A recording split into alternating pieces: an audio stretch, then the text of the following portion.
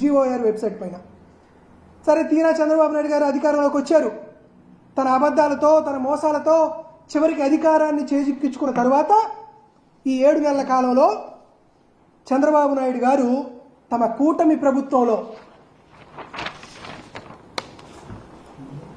78 confidential ప్రభుత్వ ఉత్తర్వుల్ని ప్రజలకు తెలియకుండా, సమాజానికి తెలియకుండా, పత్రికలకు తెలియకుండా, మీడియా సమూహాలకు తెలియకుండా 78 రహస్య ఉత్తర్వులని ఆంధ్రప్రదేశ్ రాష్ట్ర ప్రభుత్వం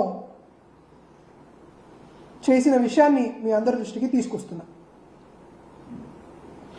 ఈ జీఓఆర్ వెబ్సైట్ని తిరిగి పునఃసంస్కరించేటప్పుడు ఉప ముఖ్యమంత్రి పవన్ కళ్యాణ్ గారు ఏమని సెలవిచ్చారంటే, పారదర్శక పాలనకు సాక్ష్యం మా పరిపాలన, ప్రభుత్వ శాఖలు వెలువరించే ఉత్తర్వులను ప్రజలు ఎప్పటికప్పుడు చూసుకోవచ్చు, మేము ఏ వివరాలని గోప్యంగా ఉంచం, మాకు ట్రాన్స్పరెన్సీ ఉంది, పారదర్శకత ఉందని ఆగస్టు 30, 2024 పవన్ కళ్యాణ్ గారు ఉప ముఖ్యమంత్రి గారు ఇచ్చినటువంటి స్టేట్మెంట్ ఇది.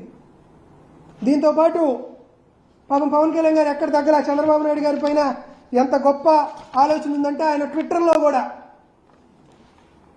Revival of the GOIR website, a commitment transparent governance అని చెప్పి ఈ 7 నెలల కాలంలో 78 జీవోలు కాన్ఫిడెన్షియల్ పేరుతో జారీ చేసి, దాంట్లో కీలకమైనటువంటి రెవెన్యూ శాఖలో 36, మున్సిపాలిటీ విభాగానికి సంబంధించి 14 జీవోలు, జనరల్ అడ్మినిస్ట్రేషన్ డిపార్ట్మెంట్కి సంబంధించి 4 జీవోలు, ఆర్థిక శాఖకు సంబంధించి 5 జీవోలు, ఇరిగేషన్కి సంబంధించి మరొక 6 జీవోలు, హోంశాఖకు సంబంధించి మరొక 4 జీవోలు ఇచ్చారు. ఇంతెందుకు, ఉప ముఖ్యమంత్రి పవన్ కళ్యాణ్ గారి శాఖలో చూద్దాం. ఉప ముఖ్యమంత్రి పవన్ కళ్యాణ్ గారి పంచాయతీరాజ్ రూరల్ డెవలప్మెంట్లో 6 జీవోలు ఒకే రోజు కాన్ఫిడెన్షియల్ పేరుతో.